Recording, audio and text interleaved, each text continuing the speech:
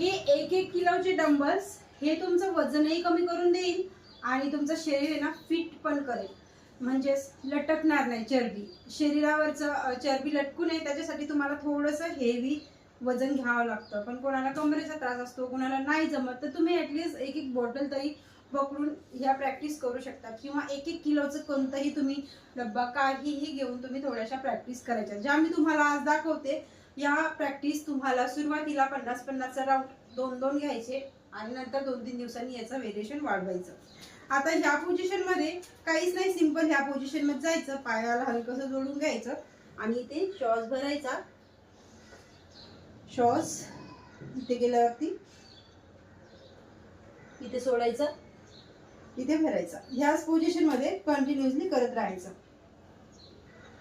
1 2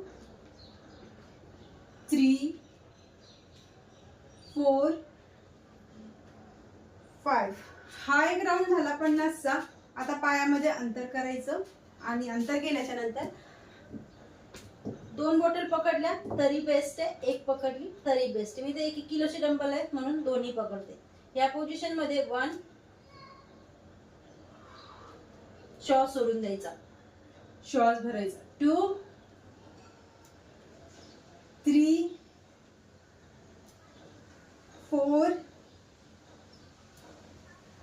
5. या 2 प्रॅक्टिस झाल्या.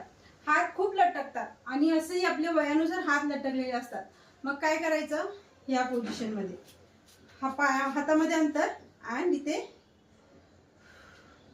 1 2 3 4 5. Same position 1 2 3 4 5.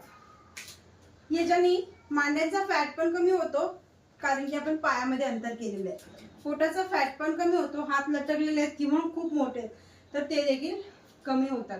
तर ह्याच्यासोबत खाण्यापिण्यावरती पण कंट्रोल, म्हणजेच प्रोटीनचा सोर्स जास्त ठेवायचा. नॉनव्हेज, अंडे, नॉनव्हेज खात नाहीत, पनीर, सोयाबीनच्या वड्या, असं वेगवेगळ्या पद्धतीने स्प्राऊट, तुम्ही या गोष्टी तुमच्या आहारामध्ये जास्त घ्यायच्या. ठीक आहे, चपाती, भात ह्या गोष्टींपेक्षा, बाहेरचं जंक फूडपेक्षा. आणि या प्रॅक्टिस करायच्या, खूपच चांगला रिझल्ट तुम्हाला भेटेल. तर नक्कीच करून बघा. व्हिडिओ आवडला असेल तर लाईक करा.